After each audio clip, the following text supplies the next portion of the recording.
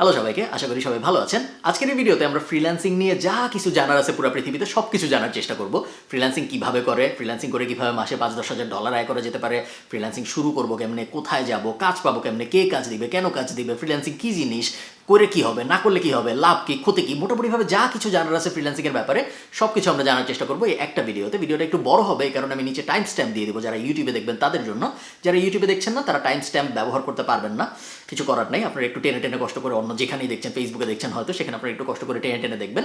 ভিডিওটা যদি মনে হয় আপনাদের উপকারে এসেছে, ভিডিওটা পুরোটা দেখার পরেই তো আসলে বুঝবেন উপকারে এসেছে নাকি, বাট যদি মনে হয় উপকারে এসেছে অবশ্যই চেষ্টা করবেন ভিডিওটা শেয়ার করতে আপনার বন্ধুদের সাথে বা আপনার ফ্রেন্ড লিস্টের মানুষজনদের সাথে। তার কারণ ফ্রিল্যান্সিংয়ের ব্যাপারে আনফর্চুনেটলি 10 বছর 15 বছর ফ্রিল্যান্সিংয়ের দুনিয়ায় বাংলাদেশের প্রবেশের পরেও অনেক ধরনের মিসকনসেপশন আছে, অনেক ধরনের ভুল ধারণা আছে এবং এই কারণে ফ্রিল্যান্সিং বিষয়ে অনেক ধান্দাবাজিও হয়। চলেন শুরু করি ভিডিওটা। ফ্রিল্যান্সিং শিখতে হলে অবশ্যই ভালো গিটার বাজাতে পারতে হবে। যে ভালো গিটার বাজাতে পারে না সে কখনোই ভালো ফ্রিল্যান্সার হতে পারে না, ইটস আ ফ্যাক্ট। ফ্রিল্যান্সিং কী জিনিস এটা আমরা সবাই জানি তো, তাই না? যারা জানেন না তাদেরকে আমি একদম সহজ করে বোঝাই দিচ্ছি। ফ্রিল্যান্সিং বোঝা কোনো জটিল ব্যাপার না। আপনি একটা জিনিস চিন্তা করেন, বাংলাদেশকে কেন গার্মেন্টস শিল্পে এত উন্নত বলা হয়? এটা বলার কারণ হলো বাংলাদেশে খুব কম দামে গার্মেন্টস বানায় বাংলাদেশ এক্সপোর্ট করতে পারে। গার্মেন্টস বলতে আমি জামা কাপড় বোঝাচ্ছি। সো ধরেন কথার কথা, এই যে জামাটা আমি পরে আছি, এই জামাটার গায়ে বিড়ালের লোম লেগে আছে। এখন এই জামাটা আমি H&M থেকে কিনেছিলাম, আমার হয়তো 15 ইউরো খরচ হয়েছিল জামাটা কিনতে। 15 ইউরো মানে 1500 টাকা। H&M এর এই জামাটা বানাইতে $1 খরচ হওয়ার কথা না, 1 ইউরো খরচ হওয়ার কথা না। কেন? তার কারণ H&M জামাটা আয়ারল্যান্ডে বসে বানায় নাই। H&M এরকম লাখ লাখ জামা বাংলাদেশ টাইপ দেশ থেকে বানায় জাহাজে করে নিয়ে আসছে। যেই বাংলাদেশের গার্মেন্টসটা এই জামাটা বানিয়ে দিয়েছে, ওই বাংলাদেশের গার্মেন্টসটা একটা ফ্রিল্যান্সার। H&M বাংলাদেশ থেকে এই জামাটা বানায় নিয়ে আসছে। H&M এই জামাটা আউটসোর্স করেছে, অন্য আর একটা দেশ থেকে সোর্স করে নিয়ে আসছে। বোঝাতে পারছি আমি আপনাকে? ওটা হলো আউটসোর্সিং। আর বাংলাদেশের গার্মেন্টসটা যেটা করলো, উনার পার্সপেক্টিভ থেকে চিন্তা করলে এই জিনিসটা ফ্রিল্যান্সিং। এই সেম ব্যাপারটা আগে শুধু ফিজিক্যাল গুডস নিয়ে করা যেত, যে জিনিসগুলো ধরা ছোঁয়া যায় ওই জিনিসগুলো নিয়ে করা যেত। আমার পেঁয়াজ দরকার, আমি অমুক দেশ থেকে যে দেশে পেঁয়াজ সস্তা নিয়ে আসলাম। আমার জামা দরকার, আমি দেখলাম কোন দেশে জামা আসলে সস্তায় বানানো যায়, কোন দেশে লেবারের খরচ কম, ওই দেশ থেকে আমি সস্তায় জামা নিয়ে আসলাম। ইন্টারনেটের পেনিট্রেশনের পরে সুবিধাটা যেটা হয়েছে, এই জিনিসটা এখন ডিজিটাল জিনিসপত্র নিয়েও করা যায়। আগে যদি অনেক আগে একসময় যদি আমার ওয়েবসাইট দরকার হইতো, আমি আয়ারল্যান্ডে বসে আছি, আমার একটা ওয়েবসাইট দরকার, আমার আয়ারল্যান্ডেরই একজনকে খুঁজে বের করতে হইতো যে আমাকে ওয়েবসাইটটা বানায় দিবে। আমার একটা লোগো দরকার, আমার একটা এক্সেলের কাজে হেল্প দরকার, আমার একটা মাইক্রোসফট ওয়ার্ডে কিছু একটা লেখা দরকার, আমার আশপাশে যারা আছে তাদেরকেই আমার খুঁজে বের করতে হইতো যারা ওই কাজে এক্সপার্ট। আমার একটা গেম বানানো দরকার, ইউ গেট দ্য আইডিয়া। আমার আশপাশের কোনো একটা মানুষকে খুঁজে বের করতে হইতো যে আমাকে এই কাজটা করে দিবে। ইন্টারনেট পেনিট্রেশনের সুবিধাটা যেটা হয়েছে, এখন আমার আশপাশের মানুষের উপর আমার আর নির্ভর করতে হচ্ছে না। ফিজিক্যাল ওয়ার্ল্ডে ওই যে যেভাবে H&M বাংলাদেশ থেকে জাহাজে করে গার্মেন্টস এনে H&M আয়ারল্যান্ডে বিক্রি করতো, ওই একইভাবে এখন আমরা ডিজিটাল ওয়ার্ল্ডে চাইলেই আমার যদি একটা ওয়েবসাইট দরকার হয়, আমি আয়ারল্যান্ডের একজনকে না খুঁজে রাঙামাটির একজনকে খুঁজে বের করতে পারি যে আমাকে ওয়েবসাইট বানায় দিবে। আমার লাভ কি? H&M এর লাভ কি? কম দামে পাচ্ছে। আমার লাভও সেম। আমি যখন তৃতীয় বিশ্ব থেকে বা দ্বিতীয় বিশ্ব থেকে একজনকে দিয়ে আমার ওই সেম কাজটা করাবো, ওই কাজটা করাইতে আমার প্রথম বিশ্বে যেই ধরনের খরচ হইতো, তৃতীয় বিশ্বে তার থেকে 10 ভাগের 1 ভাগ, 15 ভাগের 1 ভাগ খরচ হবে। আপনি নর্মালি চিন্তা করেন, আমার যদি আজকে একটা ওয়েবসাইট বানানোর দরকার হয়, আমি যদি আয়ারল্যান্ডের একটা এজেন্সিকে হায়ার করি ওয়েবসাইট বানানোর জন্য, আমার কাছ থেকে হয়তো 5000 ইউরো নেবে। কিন্তু এই সেম ওয়েবসাইট আমি যদি একটা ইন্ডিয়ান কোম্পানিকে হায়ার করি বা আমি যদি একটা বাংলাদেশি কোম্পানিকে হায়ার করি, তাহলে হয়তো আমি 1000 ইউরোতে ওটা করায় ফেলতে পারবো। এই ব্যাপারটা ওই যে বাংলাদেশের যে লোকটা আমাকে করে দিচ্ছে সেম ওয়েবসাইটটা, ওই বাংলাদেশি লোকটা ফ্রিল্যান্সার, আর আমি এই ক্ষেত্রে আউটসোর্স করতেছি ওয়েবসাইটটা। বোঝা গেছে ফ্রিল্যান্সিং কী জিনিস এবং আউটসোর্সিং কী জিনিস? চলেন আমরা কম্পিউটারে যাই, আমাদের আরও অনেক কিছু দেখতে হবে। ওর নাম মাকলু, তবে ওকে ওর ফলোয়াররা অনেক সময় ফ্রিল্যান্সার মাকলুও বলে এবং আরও অনেকে ওকে মাকলু স্যার বলেও সম্বোধন করে। ওর সামনের বইমেলায় একটা বই বের হবে, আমি অবশ্যই রেকমেন্ড করবো বইটা কিনবেন এবং রকমারি.com-এ 5 স্টার রেটিং দিবেন এই বইটাকে। ঠিক আছে মাকলু, সবাইকে বাই বলো, সবাই ফ্রিল্যান্সার হতে চায়।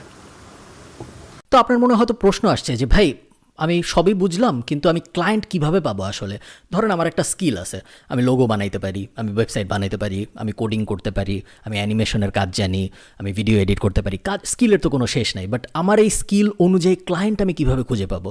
গার্মেন্টসের জন্য তো সহজ, গার্মেন্টস একটা বড় জিনিস। গার্মেন্টস হয়তো H&M-কে ফোন দিয়ে বলছে যে H&M তোমার কি জামা দরকার, আমরা জামা দিতে পারবো। গার্মেন্টস হয়তো ফোন দিয়ে বলতে পারছে, বাট পুরো দুনিয়ায় একটা মানুষের কার কোন কাজ লাগবে, সেই কাজের স্কিল আমার আছে নাকি, এই সব কিছু আমি কিভাবে খুঁজে পাবো? এই জিনিসটা বোঝার জন্য আমাদের মার্কেট প্লেসের আইডিয়াটা বুঝতে হবে।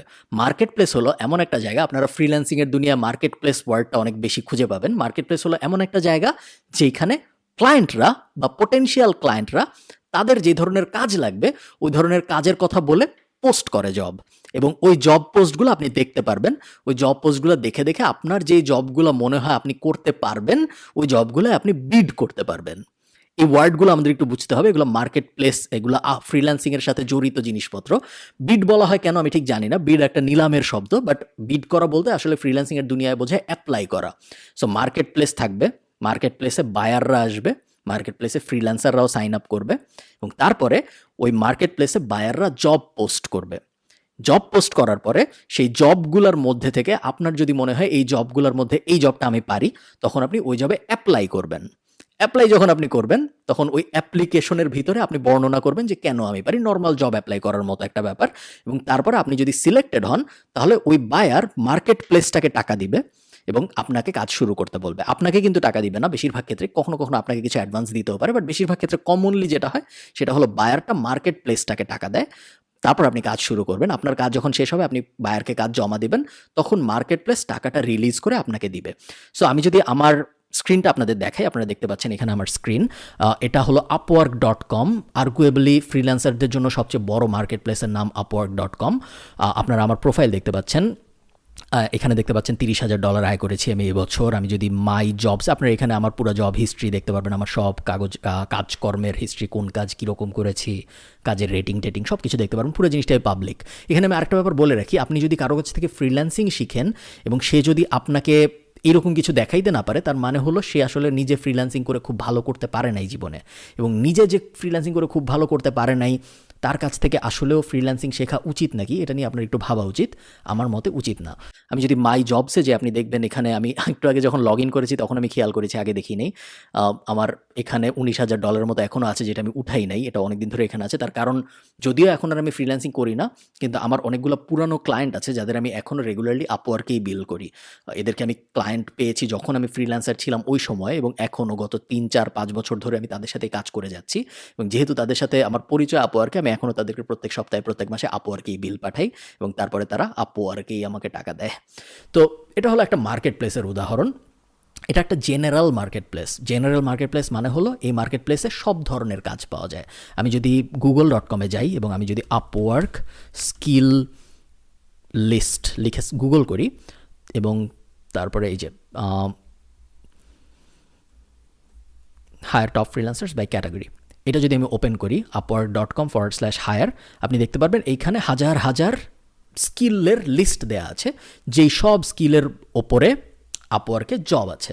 সো কথার কথা 2D অ্যানিমেশনের ওপর জব আছে, 3D অ্যানিমেশনের ওপর জব আছে। আপনি ক্যাটাগরি চেঞ্জ করলে আরও অনেক অপশন দেখতে পারবেন, লিগাল অ্যাডভাইজর, ইন্টারন্যাশনাল ট্যাক্স, লিস্টের কোনো শেষ নেই, হাবি যাবি হাজার হাজার রকমের কাজ আপওয়ার্কে আছে। আপওয়ার্ক একটা জেনারেল মার্কেট প্লেস, যেখানে সব ধরনের কাজের জন্য ক্লায়েন্টরা ফ্রিল্যান্সার খুঁজে পেতে পারে। এবং আপনি যদি এই হাজার হাজার লিস্টের মধ্যে কোনো কাজের ব্যাপারে একজন এক্সপার্ট হন, এবং আপনি যদি আপওয়ার্কে একটা প্রোফাইল খোলেন, তারপরে আপনি যখন এখান থেকে ফাইন্ড ওয়ার্কে চাপ দিবেন, তখন আপনি কাজের লিস্ট দেখতে পারবেন যে কাজগুলো ক্লায়েন্টরা পোস্ট করেছে, এবং তখন আপনি ওই কাজগুলো বিড করতে পারবেন বা অ্যাপ্লাই করতে পারবেন। এবং তারপরে যখন আপনার অ্যাপ্লিকেশনটা অ্যাকসেপ্টেড হবে, তখন আপনি কাজ শুরু করতে পারবেন। এবং পুরো প্রসেসটার মধ্যে আপওয়ার্ক একটা মিডিয়া হিসেবে কাজ করবে, আপনার মধ্যসত্ত্বা হিসেবে কাজ করবে। এবং আপওয়ার্ক এই ব্যাপারটা নিশ্চিত, যেহেতু আপনি ক্লায়েন্টকে চিনেন না, ক্লায়েন্টও আপনাকে চিনেন না, সো আপনার এটা নিশ্চিত করতে হবে যে ক্লায়েন্ট আপনাকে আসলেও টাকা দিবে কাজের পরে, আবার ক্লায়েন্টেরও এটা নিশ্চিত করতে হবে যে আমি আসলে কাজ পাবো টাকা দিলে। ওই সব কারণে আপওয়ার্ক একটা মিডলম্যান হিসেবে কাজ করে। এই মিডলম্যান হিসেবে কাজ করার জন্য আপওয়ার্ক প্রত্যেকটা প্রজেক্টের 20% নিয়ে নেয়। আমি এখানে আপওয়ার্ককে এক্সাম্পল হিসেবে দেখাচ্ছি, তার কারণ আমি সবসময় আপওয়ার্ক ব্যবহার করেছি, বাট তার মানে এই না যে আপনারও আপওয়ার্ক ব্যবহার করতে হবে। ডিপেন্ডিং অন আপনার স্কিল কি, অনেক ধরনের ফ্রিল্যান্সিং প্ল্যাটফর্ম আছে, আরও কিছু জনপ্রিয় আছে, তার মধ্যে একটার নাম আপনারা অনেকেই শুনবেন, এটার নাম হলো fiverr.com। fiverr.com বেশ জনপ্রিয় বাংলাদেশের মানুষের মধ্যে। আরেকটা আছে যেটার নাম হলো peopleperhour.com। peopleperhour আমি ছোটোবেলায় কাজ করেছিলাম, আমার মনে আছে, এটাও বেশ জনপ্রিয়। আরেকটা আছে নাম হলো guru.com। এটা আসলে অত জনপ্রিয় না, বাট এটাও আমার মনে আছে, আমি ছোটোবেলায় বই টই লেখার কাজ করে বেশ ভালোই আয় রোজগার করেছিলাম। আরেকটা আছে বেশ জনপ্রিয়, যেটার নাম freelancer.com। একসময় অনেক জনপ্রিয় ছিল এটা, বাট এটার পপুলারিটি এখন আস্তে আস্তে ঘাটতির দিকে। এগুলো জাস্ট কতগুলো, এগুলো সব কমন মার্কেট প্লেস। তার মানে হলো এগুলাও বিভিন্ন ধরনের কাজের জন্য আপনি ফ্রিল্যান্সারও খুঁজে পাবেন, বিভিন্ন ধরনের কাজের জন্য আপনি ক্লায়েন্টও খুঁজে পাবেন। এছাড়াও স্পেশালাইজড মার্কেট প্লেস আছে, শুধু প্রোগ্রামারদের জন্য মার্কেট প্লেস আছে, শুধু ডিজাইনারদের জন্য মার্কেট প্লেস আছে, শুধু ক্যারেক্টার ডিজাইনারদের জন্য মার্কেট প্লেস আছে, শুধু অ্যানিমেশন যারা বানায় তাদের জন্য মার্কেট প্লেস আছে, শুধু রাইটার যারা তাদের জন্য আলাদা মার্কেট প্লেস আছে। ওগুলো হলো স্পেশালাইজড মার্কেট প্লেস। আপনি যদি নতুন হন আমার রেকমেন্ডেশন হবে আপনি জেনারেলাইজড মার্কেট প্লেসগুলোতেই থাকেন। জেনারেলাইজড মার্কেট প্লেসগুলোতে কাজ পাওয়া একটু কম্পারেটিভলি সহজ এবং জেনারেলাইজড মার্কেট প্লেসগুলোতে কাজের ভলিউমও বেশি, মানে অনেক ক্লায়েন্ট প্রতিদিনই হাজার হাজার লাখ লাখ কাজ পোস্ট করে এখানে। তো ফ্রিল্যান্সিং কী জিনিস এটা আমরা জানলাম, মার্কেট প্লেস কী জিনিস এটা আমরা জানলাম, মার্কেট প্লেসে কীভাবে ক্লায়েন্ট এবং ফ্রিল্যান্সার একে অন্যকে খুঁজে নেয়, মার্কেট প্লেস কীভাবে ইন্টারমিডিয়ারি বা মধ্য মানব হিসেবে কাজ করে যেন ক্লায়েন্টের টাকাও লস না হয়, আবার আপনিও যেন কাজ দিয়ে টাকা পান, ওসব ব্যাপারে আমরা এখন আইডিয়া পেয়ে গিয়েছি। এখন আমাদের অ্যাকচুয়াল নিটিগ্রিটি ডিটেইলে যেতে হবে যে আমি আসলে শিখবোটা কি, আমি ফ্রিল্যান্সার হব কিভাবে, ওই ব্যাপারটা জানার জন্য আমাদের স্ক্রিনে যেতে হবে। চলেন যাওয়া যাক। আচ্ছা, আমি একটা ব্যাপার আপনাদের বলে রাখি স্ক্রিনে যাওয়ার আগে, সেটা হলো ফ্রিল্যান্সিং করা মানে কিন্তু বিভিন্ন মার্কেট প্লেসে যে অ্যাকাউন্ট খুলে ফেলা না। আপনারা হয়তো জানেন অ্যাকাউন্ট খোলার দিক থেকে হিসাব করলে বাংলাদেশ ফ্রিল্যান্সার হিসেবে পৃথিবীতে সেকেন্ড। সো ফ্রিল্যান্সারের সংখ্যার দিক থেকে বাংলাদেশ পৃথিবীতে দ্বিতীয়। এটা বলে আপনি দেখবেন বিভিন্ন সরকারের উচ্চ মহল বা বিভিন্ন বড় বড় ফ্রিল্যান্সাররা অনেক সময় বাহবা পাওয়ার চেষ্টা করে যে দেখো বাংলাদেশ এখন ফ্রিল্যান্সারের পৃথিবীতে দ্বিতীয়, কিন্তু এরা আসলে ফ্রিল্যান্সারের সংখ্যার দিক থেকে দ্বিতীয়। এখন আপনি বাংলাদেশে মানুষ বেশি, যেহেতু বাংলাদেশে অনেক মানুষ, আমরা মোটামুটি যে কোনো জায়গায় সংখ্যার দিক থেকে অনেক উপরে থাকি। আপনি ইউটিউব চ্যানেলের দিক থেকে বাংলাদেশে অনেক ইউটিউব চ্যানেল, ফেসবুক অ্যাকাউন্টের দিক থেকে বাংলাদেশ হয়তো টপ 10-এ থাকবে, জিমেইল অ্যাকাউন্ট খোলার দিক থেকে বাংলাদেশ হয়তো টপ 5-এ থাকবে। এগুলো তো কোনো স্কিলের মধ্যে পড়ে না, যে দেশে মানুষ বেশি ওই দেশে অ্যাকাউন্ট বেশি হবেই। সো অনেকে ভাবে কি যে ফ্রিল্যান্সিং করার মূল উপায়টা বা ফ্রিল্যান্সিং করতে যে আমরা যে পারতেছি না ফ্রিল্যান্সিং করতে, তার কারণ আমাদের মার্কেট প্লেসে অ্যাকাউন্ট নাই। এটা একদমই সত্য কথা না। মার্কেট প্লেস আপনার তখনই কাজে আসবে যখন আপনার স্কিল আছে। যদি আপনার স্কিল না থাকে, আপনি হাজার হাজার লাখ লাখ মার্কেট প্লেসে যে অ্যাকাউন্ট খুলে রাখলে, এরকম upwork.com-এর মতো লাখ লাখ জায়গায় যে অ্যাকাউন্ট খুলে রাখলে আপনার কোনো লাভ নাই। তার কারণ ইভেনচুয়ালি ধরেন আপনি বললেন যে আমি কাজ করতে চাই, আমি যদি আপনাকে বলি যে তুমি বিডি জবসে যে একটা অ্যাকাউন্ট খুলো, তাহলে কি আপনি কখনো কাজ পাবেন? পাবেন না। আপনি কাজ তখনই পাবেন যখন আপনার স্কিল আছে। তারপরে যে আপনি যখন বিডি জবসে অ্যাকাউন্ট খুলবেন, তখন যখন আপনি জবে অ্যাপ্লাই করবেন, তখন আপনি ওই অ্যাপ্লিকেশনগুলোর রেসপন্স পাবেন। যদি আপনার স্কিল না থাকে এবং আপনি যদি প্রথম স্টেপটাই যদি হয় যে আমি বিডি জবসে যে অ্যাকাউন্ট খুলবো, এবং জন্মের পরেই যদি আমরা বাচ্চাকে বিডি জবসে অ্যাকাউন্ট খোলাই দেই, তার bachelor degree, masters degree, school college সব কিছু বাদ দিয়ে, ওই বাচ্চা তো কখনো চাকরি পাবে না, তাই না? একইভাবে আপনি যখন ফ্রিল্যান্সিং হিসেবে আপনার ক্যারিয়ার শুরু করতেছেন, প্রথম স্টেপ upwork.com বা fiverr.com এইসব জায়গায় যে অ্যাকাউন্ট খোলা না। প্রথম স্টেপ হলো অ্যাকচুয়াল স্কিল অ্যাকোয়ার করা, অ্যাকচুয়াল স্কিল অর্জন করা। স্কিল যখন আপনি অর্জন করবেন, তারপরে আপনি খুব সহজেই যা বিভিন্ন মার্কেট প্লেসে অ্যাকাউন্ট খুলতে পারবেন। অনেক যদি স্কিলড হয়ে যান, তখন হয়তো আপনার মার্কেট প্লেস লাগবেই না। আপনি ওগুলো নিয়ে আমরা আরেকটা ভিডিওতে আরও ডিটেলে কথাবার্তা বলবো। বাট অনেক স্কিল হয়ে গেলে, যেমন আমার কিন্তু মার্কেট প্লেস এখন আর লাগে না, ক্লায়েন্টরাই আমার কাছে আসে, আমার যেতে হয় না ক্লায়েন্টদের কাছে। তো প্রথম স্টেপ যেটা, সেটা হলো আমাদের অবশ্যই স্কিল অর্জন করতে হবে। স্কিল অর্জন করার জন্য আমি যে লিঙ্কটায় যাব, সেটা হলো upwork.com/hire। এখানে গেলে আপনারা দেখতে পারবেন যে টাইপস অফ ওয়ার্ক আছে, any type of work, development and IT, design and creative, finance and accounting, admin and customer support, engineering and architecture, legal, sales and marketing, আর রাইটিং অ্যান্ড ট্রান্সলেশন। এই কয়টা ব্রড ক্যাটাগরির ভিতরে অনেকগুলো sub category আছে আপনারা দেখতে পাচ্ছেন। যেমন ধরেন আমি যদি ডেভেলপমেন্ট অ্যান্ড আইটি সিলেক্ট করি, এটার ভিতরে প্রায় 200-300 জব আছে আপওয়ার্কের ভিতরে। ওয়েব স্ক্র্যাপার থেকে শুরু করে, টবলো কনসালটেন্ট থেকে শুরু করে, টুইলো এপিআই ডেভেলপার থেকে শুরু করে, হাবি জাবি কাজের কোনো অভাব নাই। এটা আমি আপনাদের এই জন্য দেখাচ্ছি, তার কারণ অনেকে আছে যারা জানে তারা কি শিখতে চায়। অনেকে আছে যে আমার লিখতে ভালো লাগে, আমি রাইটার হতে চাই, আমি রাইটার হয়ে ফ্রিল্যান্সিং করব। অনেকে ভাবে যে আমার ফটো এডিট করতে ভালো লাগে, আমি ফটো এডিটর হিসেবে ফ্রিল্যান্সিং করব। অনেকে ভাবে যে আমি ইলাস্ট্রেশন নিয়ে কাজকর্ম করব। যে দেখেন আমার এখানে একটা ইলাস্ট্রেশন করা আছে, বার্টোজ, আমরা একটা বাগ বানানোর চেষ্টা করছিলাম। অনেকে ভাবে যে আমরা ইলাস্ট্রেশন নিয়ে কাজ করব, ইলাস্ট্রেশন করে আমরা ফ্রিল্যান্সার হব ইলাস্ট্রেটর হিসেবে। আপনি যদি অলরেডি জানেন আপনি কী নিয়ে ফ্রিল্যান্সিং করতে চান, তাহলে এই স্টেপটা আপনার জন্য না। এই স্টেপটা তাদের জন্য যারা জানে না তারা কী নিয়ে ফ্রিল্যান্সিং করবে। সো আমি ধরে নিচ্ছি আপনি জানেন না আপনি কী নিয়ে ফ্রিল্যান্সিং করবেন, আপনি ভাবতেছেন যে কী নিয়ে ফ্রিল্যান্সিং করা যায়। আমি এই লিঙ্কটায় আসবো। এই লিঙ্কটা আসার পরে আমি এখান থেকে একটা ব্রড ক্যাটাগরি সিলেক্ট করব। এই 7টা যে ক্যাটাগরি আছে, ডেভেলপমেন্ট, ডিজাইন ইত্যাদি ইত্যাদি, এগুলোর মধ্যে থেকে আমি একটা ব্রড ক্যাটাগরি সিলেক্ট করবো, যেই ক্যাটাগরিতে আমার একটু আগ্রহ আছে। সো কথার কথা ধরেন আমি admin and customer support select করলাম। আমি ধরে নিলাম অ্যাডমিন অ্যান্ড কাস্টমার সাপোর্টে আমার আগ্রহ আছে।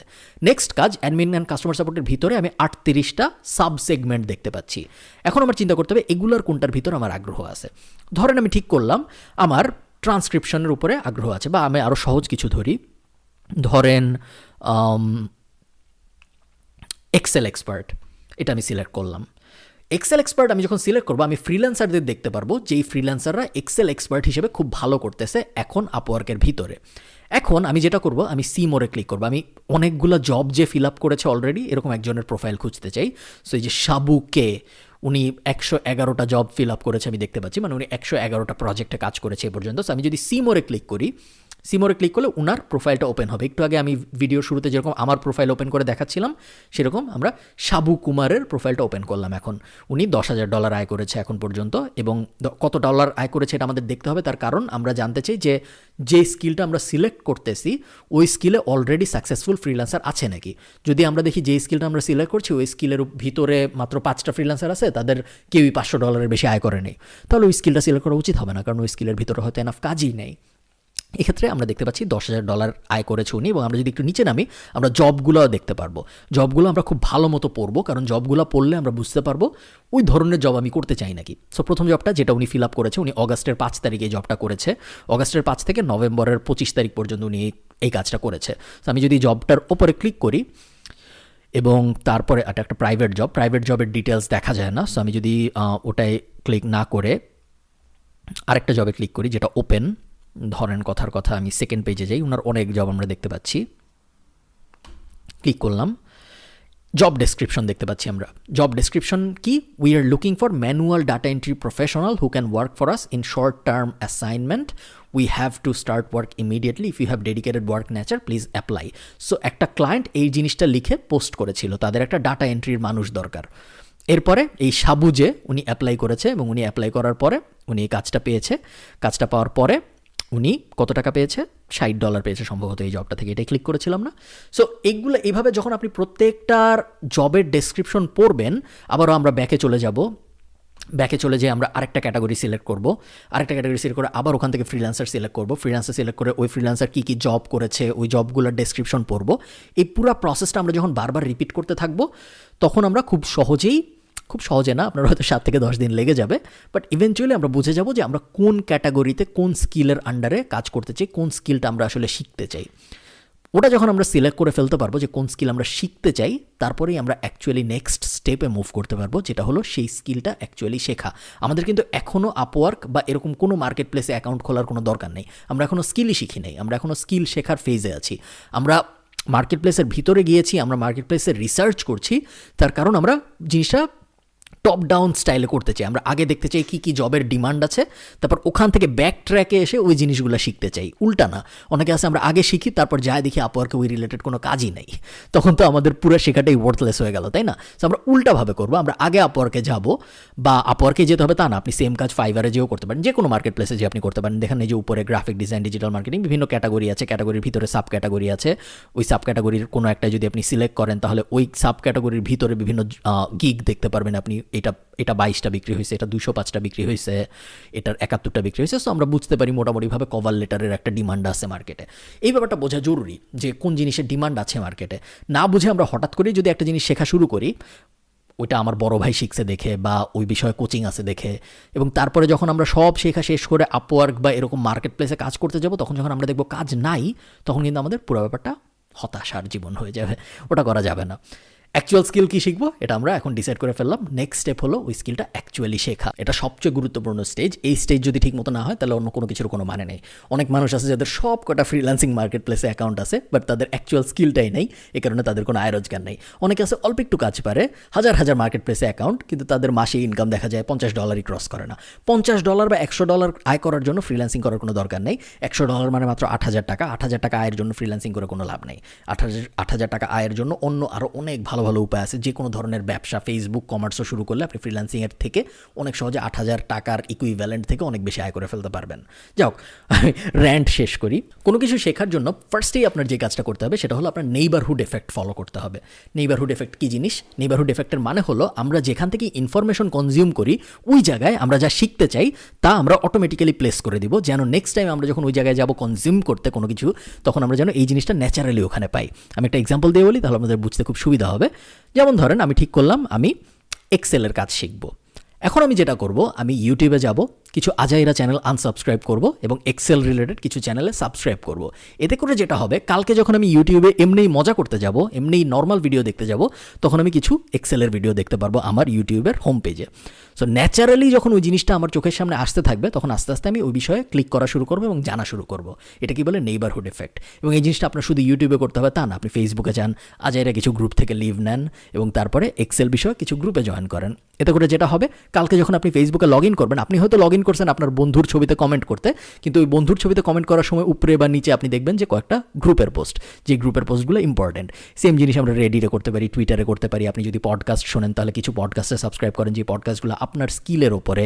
আপনি যদি বই পড়েন তাহলে 10টা নর্মাল বই পড়লে 11 নম্বর বইটা হতে পারে আপনার স্কিলের ওপরে। এইভাবে আমরা আমাদের নেইবারহুডে, আমাদের আশপাশে আমরা যে স্কিল শিখতে চাই, ওই স্কিলটা যেন ন্যাচারালি চলে আসে, এই ব্যাপারটা নিশ্চিত করব। এটা ফার্স্ট উপায়। সেকেন্ড উপায় কি? সেকেন্ড উপায় হলো আমাদের একটা অনলাইনে বা অফলাইনে কোর্স করতে হবে। খুব বেশি সাবধান থাকতে হবে, কারণ বেশিরভাগই ভুয়া কোর্স। বেশিরভাগ মানুষ কোর্স এজন্যই করায় কারণ তাদের আয়ের একমাত্র উপায় কোর্স ছাড়া তাদের অন্য কোনো আয়ের উপায় নেই। কেউ হয়তো অনেক আগে ফ্রিল্যান্সিং করে কখনো $50 আয় করছে, ওই $50 বেচে খেয়ে এসে কোর্স করাই যাচ্ছে। এরকম অনেক মানুষ আছে। অনেক মানুষ আছে যারা কখনো আয় করে নাই কিন্তু তারা কোর্স করায়। এবং সো খুব খুব সাবধান থাকবে। বাংলাদেশের মার্কেটে এটা খুব বেশি হয়, বাট ইন্টারন্যাশনাল মার্কেটে এই জিনিসটা অনেক হয়। সো যেখান থেকে আপনি বাংলায় কোর্স করেন, ইংলিশে কোর্স করেন, সামনাসামনি করেন, অনলাইনে করেন, যেভাবেই করেন, খুব সাবধানে থাকবেন। চেষ্টা করবেন আগে যারা করেছে তাদের কাছ থেকে রিভিউ নিতে, এমন কারো কাছ থেকে শিখতে যে অলরেডি জানে এবং সে যে জানে এটার প্রমাণ সে দিতে পারবে। সে যদি ফ্রিল্যান্সিং করে তাহলে তার ফ্রিল্যান্সিং প্রোফাইল আপনাকে দেখাতে পারবে। সে যদি আপনাকে ওয়েবসাইট বানানো শেখায় তাহলে সে আগে যে 500 ওয়েবসাইট বানাইছে ওই 500 ওয়েবসাইট আপনাকে দেখাতে পারবে। প্রুফ করতে পারবে এরকম মানুষের কাছ থেকে আপনি শিখবেন। যে প্রুফ করতে পারে না, শুধু কথার উপর ভিত্তি করে আপনি কারো কাছ থেকে কিছু শিখতে যাবেন না, গেলে ধোকা খাওয়ার চান্স অনেক বেশি। অনলাইনে শেখা উচিত নাকি অফলাইনে শেখা উচিত? এখন তো কোভিডের যুগ, এখন সবাই অনলাইনে শিখছে যখন আমি ভিডিওটা রেকর্ড করছি, বাট ইভেনচুয়ালি এটা আপনার ডিসাইড করতে হবে যে আপনি কি কোনো কিছু অনলাইনে ভালো শিখেন না আপনি কোনো কিছু অফলাইনে ভালো শেখেন। আমি যখন গিটার শিখি, আমি ঢাকা কলেজে যখন পড়ি তখনকার কথা বলছি, আমি গিটার শিখতে একদিন গিয়েছিলাম এবং একদিন 1 ঘন্টা আমি ওনার সামনে বসেছিলাম যে আমাকে গিটার শেখাচ্ছিল, এবং উনি আমাকে 6টা স্ট্রিংয়ে নর্মাল একটা ফিঙ্গারিং এক্সারসাইজ শেখাচ্ছিল। ওই একদিন যে আমি আর কখনো গিটার শিখতে যাইনি জীবনে, কিন্তু আমি কিন্তু গিটার ভালোই বাজাতে পারি, কারণ পুরো জিনিসটা আমি অনলাইনে শিখেছি। যদি আমি অনলাইনে না শিখে লাইভ গিটার শেখার চেষ্টা করতাম তাহলে আমার কখনো গিটার শেখা হইতো না, কারণ ওই সামনে যে 1 ঘন্টা বসে থেকে বোরিং একটা কাজ করতে হয়, ওই জিনিস আমি কখনো করতে পারতাম না। অন দ্য আদার হ্যান্ড, এমন মানুষ অনেক আছে যারা অফলাইনে গিটার শিখেছে এবং তুখোর গিটার বাজায়, খুব ভালো গিটার বাজাতে পারে, তাই না? অনলাইনে শিখেছে এরকম মানুষই হয়তো কম, অফলাইনে শিখেছে এরকম মানুষের সংখ্যায় হয়তো বেশি। সো আপনার ডিসাইড করতে হবে যে আপনি কোনো জিনিস অনলাইনে ভালো শেখেন না অফলাইনে ভালো শেখেন। এটা আপনার জন্য কেউ বলে দিতে পারবে না। পুরো ব্যাপারটি আপনার নিজের প্রশ্ন করে ডিসাইড করতে হবে যে আমি আসলে কোন জিনিস অনলাইনে ভালো শিখি, আমি কি আসলে কোনো কিছু অনলাইনে ভালো শিখতে পারবো না অফলাইনে ভালো শিখতে পারবো। থার্ড যে উপায়, আমি যদি কোর্স করতেও না চাই, সেক্ষেত্রে লাস্ট আমাদের ফাইনাল যে উপায়, সেটা হলো আমি গুগল এবং ইউটিউব আমাদের বন্ধু বানিয়ে ওইসব জায়গায় ফ্রি রিসার্চ করা শুরু করবো। মোটামুটি দুনিয়ায় যা কিছু আছে, যত স্কিল আছে, যত কঠিন স্কিলই হোক, যদি রকেট বানানোর স্কিলও হয় তাও আপনি গুগলে ফ্রি পাবেন বা ইউটিউবে ফ্রি পাবেন। আপনার খালি কষ্ট করে রিসার্চ করতে হবে। বই পড়ে প্লাস গুগল প্লাস ইউটিউব, এই 3টার ব্যবহার করে আপনি মোটামুটিভাবে পৃথিবীতে যা শেখা সম্ভব সব কিছু শিখে ফেলতে পারেন। আপনি চিন্তা করেন, ইলন মাস্ক রকেট ইঞ্জিনিয়ার ছিল না, ও জাস্ট বই পড়ে এবং অন্যান্য ইঞ্জিনিয়ারদের ভিডিও দেখে এবং অন্যান্য ইঞ্জিনিয়ারদের কোয়েশ্চেন করে রকেট বানায় ফেলছে এবং সেই রকেট আকাশে পাঠায়ও দিছে স্পেসএক্সের মাধ্যমে। Anything is possible free resource use করে। আপনার কোর্স করতেই হবে এমন জরুরি না, বাট কোর্স করলে যেটা হয়, অনেক সময় স্টেপগুলো একটু সহজ হয়ে যায়। আবার এমন হতে পারে আপনি এমন কিছু একটা শেখার চেষ্টা করতেছেন যেই জিনিসের আসলে কোর্স নাই, তখন তো আপনার আসলে কোনো অপশনস থাকবে না। আপনার একমাত্র অপশনস তখন হবে ফ্রি রিসোর্সেস ব্যবহার করা। যেই বেস্ট আইডিয়া আসলে সব কয়টা মেথডই অল্প অল্প করে ব্যবহার করা, একটা কোর্স করা, ফ্রি রিসোর্সগুলো ব্যবহার করা, নেইবারহুড এফেক্ট তো দিতেই হবে, আমাদের নেইবারহুড এফেক্ট ছাড়া কখনোই হবে না।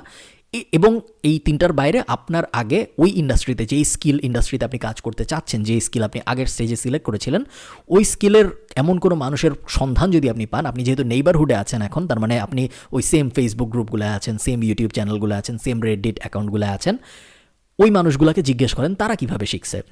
জিজ্ঞেসও করতে হবে না, অনেক মানুষ ফ্রিতেই পোস্ট করে এইসব ব্যাপারে। আপনি যদি গুগল করেন how I become a graphic designer বা how I become an Excel specialist, এই ধরনের জিনিসপত্র যদি আপনি গুগল করেন, অনেক মানুষ তাদের অভিজ্ঞতা লিখে রেখেছে অনলাইনে আপনার পড়ার জন্য। ওগুলো যদি আপনি পড়েন, তারা কীভাবে শিখছে আপনি জানতে পারবেন, এবং তারা যেভাবে শিখছে আপনিও সেভাবে শিখতে পারবেন। তারা পারছে, আপনার না পারার কোনো কারণ নেই। লাস্ট যে ব্যাপারটা বলে আমি ভিডিওটা শেষ করব, সেটা হলো ফ্রিল্যান্সিং কিন্তু এক ধরনের চাকরি। অনেকে বলে যে আমি চাকরি করবো না, আমি ফ্রিল্যান্সার হব। চাকরি করা এবং ফ্রিল্যান্সার হওয়ার মধ্যে তেমন কোনো ডিফারেন্স নেই। একটা বড় ডিফারেন্স আছে, সেটা হলো চাকরি যখন আপনি করেন তখন আপনি একটা নির্দিষ্ট সময়ে চাকরি করেন, 9টা থেকে 5টা, 8টা থেকে 6টা, যেটাই আপনার সময় হোক, একটা নির্দিষ্ট সময়ে আপনি চাকরি করেন এবং আপনি একজনের চাকরি করেন, একটা কোম্পানির চাকরি করেন। আপনি যখন ফ্রিল্যান্সার তখন আপনার নির্দিষ্ট কোনো সময় নেই, অ্যাজ লং অ্যাজ আপনি কাজ ডেলিভারি দিতে পারছেন। আপনার কোন সময় আপনি ডেলিভারি দিচ্ছেন এটা খুব একটা জরুরি না, এবং আপনি একজনের কাজ করেন না, আপনি একই সাথে অনেক মানুষের কাজ করেন। আবার আমরা ভিডিওর শুরুর গার্মেন্টসের এক্সাম্পলটায় ফেরত যাই। ওই যে গার্মেন্টস আমাদের ধরেন কোথায় গার্মেন্টস থাকে, টঙ্গিতে বা যেখানেই গার্মেন্টস থাকে, সেই গার্মেন্টসগুলো কিন্তু শুধু একটা কোম্পানির জন্য জামা বানায় না, সেই গার্মেন্টসরা অনেকগুলো কোম্পানির জন্য জামা বানায়, কারণ ওটা একটা ফ্রিল্যান্স গার্মেন্টস। একইভাবে আপনি যখন ফ্রিল্যান্সার, আপনি একসাথে অনেকগুলো ক্লায়েন্টের কাজ করবেন, এটা একটা ডিফারেন্স, বাট দিন শেষে ওটা কিন্তু এক ধরনের চাকরি। সো ফ্রিল্যান্সিং কখনো আপনার এন্ড গোল হওয়া উচিত না। ফ্রিল্যান্সিং একটা স্টার্টিং পয়েন্ট, বাট ইভেনচুয়ালি আপনার চিন্তা করতে হবে এই ফ্রিল্যান্সিং স্কিলটাকে আমি কীভাবে একটা ব্যবসায় রূপান্তর করতে পারবো। আমি এক্সেল স্পেশালিস্ট হিসেবে আমার ফ্রিল্যান্সিং ক্যারিয়ার শুরু করেছি, খুব ভালো কথা। এখন আমি এক্সেল কনসালটেন্সি বিষয়ক একটা ব্যবসা কীভাবে দাঁড় করাবো, এবং তারপরে ফ্রিল্যান্সিংয়ের মাধ্যমে আমি যেই ক্লায়েন্টগুলো পেয়েছি ওই ক্লায়েন্টগুলোকে কীভাবে আমি মার্কেট প্লেস থেকে বাইর করে নিয়ে এসে আমার এজেন্সির, আমার যে এক্সেল কনসালটেন্সি বিষয়ক আমার যে কোম্পানিটা আমি দাঁড় করালাম ওইটার ক্লায়েন্ট বানাতে পারবো। ফ্রিল্যান্সিং যদি আপনি করতে থাকেন, অনেকগুলো সমস্যা আপনার সারা জীবন ফেস করতে থাকতে হবে। সেটা হলো আপনি যখনই একটা জবে বিড করবেন বা অ্যাপ্লাই করবেন, আপনার সাথে আরও লাখ লাখ মানুষ অ্যাপ্লাই করবে।